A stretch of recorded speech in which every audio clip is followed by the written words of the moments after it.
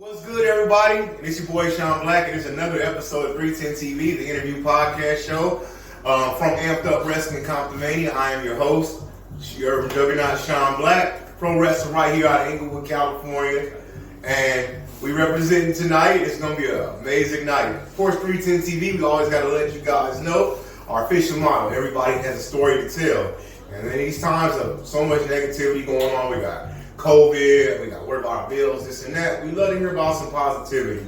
So we're going to bring people from here from all walks of life, whether you wrestling, entrepreneurship, comedian, acting, or anybody just has a story to tell that motivates and inspires and brings smiles to people's faces. That's what it's all about. So, without further ado, today we have a very, very special guest. I call these guys, that's like my family now, man. They've looked out for me for almost about a year or two now, you know what I'm saying? They looked out personally for Amped Up Wrestling and Comptomania. And whenever, like I said, I can, needed a show promoted or just need to get my name out there and needed any help, they were always there for me for free. And now it looks like I can return the favor again. Welcome, everybody, the Accelerated Radio Takeover Show, y'all.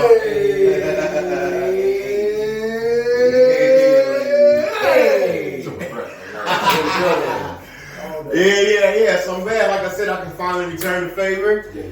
You guys this is the first weekend we really decorated here. We moved in here, and we've had just another, so many amazing guests along. I'm proud that you guys are now officially part of my history. I know you guys are doing your thing for a while now, so this is a blessing, you know what I'm saying?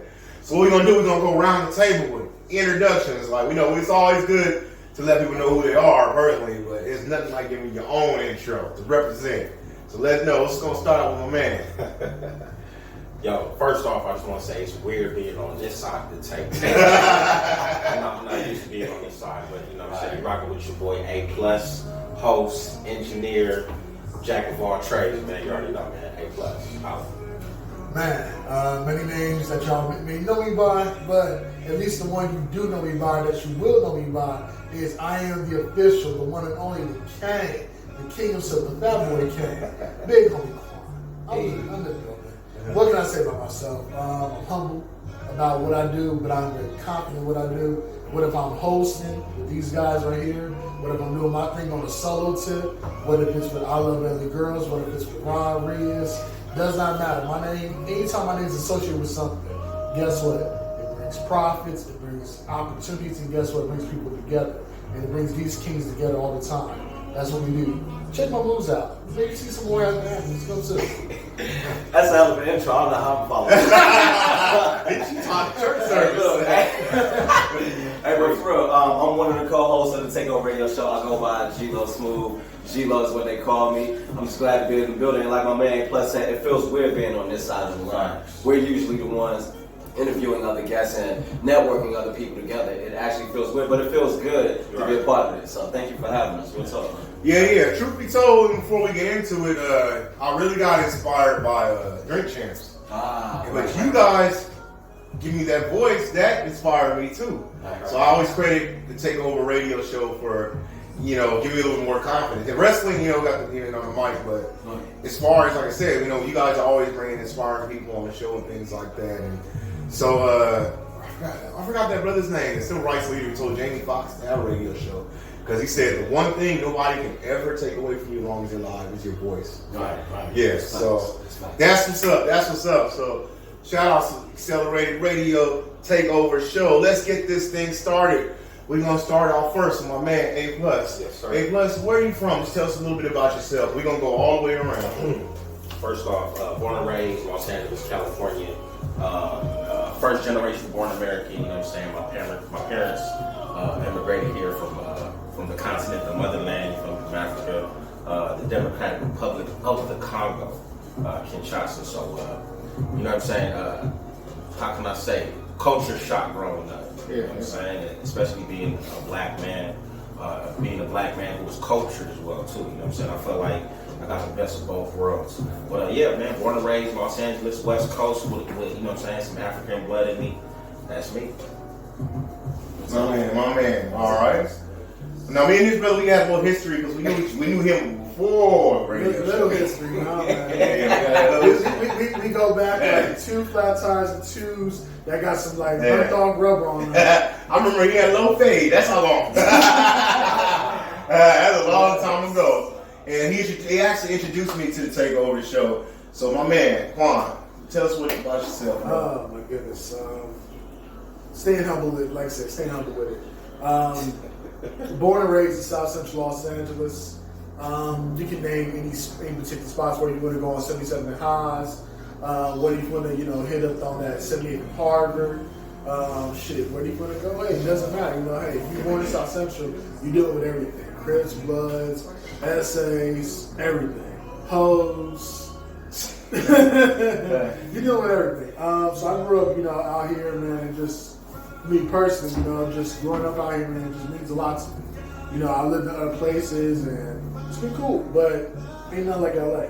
Ain't nothing like the consistency of the flow, whether it's the people, the places. It just ain't nothing like it. Yeah. And so many places try to emulate it everywhere else. Whether if you try to go to Downey, Orange County, Anaheim, Fullerton, Irvine, it does not matter. Oxnard, does not matter. Like, people always try to emulate the consistency of what LA is. What if it's, the club scene? What if it's What if it's, that's why we got so many people that are not from LA that want to be a part of it because we made it great gangster life and all that look good. Yeah. So for me personally, growing up out here, living out here, for me it's special. Going to Horace Mann, going to Washington Prep, going to UCLA, then going to Cal State LA, all that, it's special. And for me personally, I would never change it because at the end of the day, hey, when you're born and raised in LA, you live and die in LA. Let's go. Hey, Gilo Smooth. yeah, I'm Gilo. I guess on the eyeball, I was originally born and raised low-key in Hampton, Virginia. That's notarized from Allen Iverson, Homer Allen Iverson, Yeah. Newport News, Mike Vick, all that. But I was kind of bi-coastal. My parents, they was never together. And my dad, he was in the military, so he was stationed out in Long Beach. So I do have some West Coast in my blood since like the 3rd grade. I used to go back and forth 1 year in Virginia, 1 year in Long Beach. So North Side Long Beach, if I was to claim anything, it would be the North Side. But other than Is that why you got the Steelers? You know what? That's crazy, but no, I'm a diehard Steelers fan, as you can see. But I mean, it is what it is. Again, with my family, they raised me up, and I left LA originally and went back to, I guess, Texas, and I graduated high school out in Texas, so I have a little bit of Southern in my blood as well. Mm-hmm. But as a grown man, I wanted to experience LA as a grown man and not as a child like I was. So I ended up moving back out here, and I was in that world of acting, like acting behind the scenes. That's more my thing. And in those circles, that's what got me into radio. So I kind of fell into it. Yeah. That's how I ended up getting here. I'm gonna throw this one in there.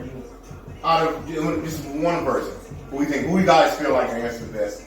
What made this happen? You guys, three can connect. Okay. I'll tell you that. I mean, I can give you the full version, or I can give you the short version. We can do the short, but you guys is family because you guys, like I said, we can always come back and keep adding. Facts. Yeah, and like I said, now that y'all see where how close it is to Accelerate, this is where I would come from, to do the show. Right. So you guys are family. You guys are always welcome. If you guys ever need this, Definitely. hit it. So give me just a short version, and then we can come back and do another piece of that version. Absolutely. Yeah. So short version is the takeover actually started and originated with six individuals, including myself. And if you think about any type of production, broadcast, working on a project, we have six personalities, 6 different upbringings, six different perspectives. You guys are bound to clash. And over time, people would fall off to a point where it was I was by myself holding it down. You know what I'm saying? I did it for about a month, and outside of me hosting the takeover, I had some engineering duties. I was a part of Accelerated Radio behind the scenes as well, so I would engineer other shows, and that's where I met Gilo Smooth. I was engineering another show called the Keisha Cali Kickback. My man Gilo Smooth was, like the assistant. I hope I said that right. The assistant, basically the assistant, behind the scenes, taking pics, you know what I'm saying? Just making sure everything was smooth with the show and whatnot. So we built a relationship just, you know, behind the scenes, you feel me? Before that, it was the Michelle Farrell Go to Work show. Okay, you taking it all the way. For you. That's how me and Keisha, well, you was an engineer on that show. That's how we hooked up. I never actually engineered Michelle's show. Really? I never did. But we met there. But no. We was in the family, so we were in the family, regardless.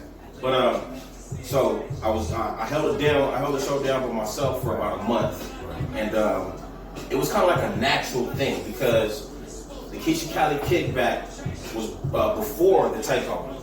So G-Lo Smooth and us just, you know, building a relationship. You know, he would kind of just stick around, and at the time the takeover, at the time it was 4 of us, and you know, G-Lo was just like, come on, hang out with us. The takeover, we had an open door policy, so anybody that was, you know, within the network or friends of the show, you know, it was an open door policy. You come through and kick it. And G-Lo was like, shit, get up on the mic. You feel me? Yeah. And boom, G-Lo was a part of the takeover. And 3 other individuals, they dropped off. And it was just me and him holding it down. G-Lo had some situations that went down that took him away from the show. And I was back by myself again. And I was just like, damn, man, what am I going to do? Like, am I still going to hold it down? Like, I miss the energy of other people and whatnot. And that's where Big Homie Quan, you know what I'm saying? We go way back. College, we went to school together. I met him. He was the host of a club out there called Hip Hop Congress. House at LA. And that's how we connected. We connected just, you know, musically. I was part of the Black Student Association up on campus. Okay. So I saw him. We worked together already, but just, you know, with school projects or whatnot. Mm-hmm. And even outside of that, while doing a takeover, he was at another radio station. Mm-hmm. I forgot the name of it. Roscoe's Media Center. Roscoe's Media Center or whatnot. In the Valley, right? No, I forgot.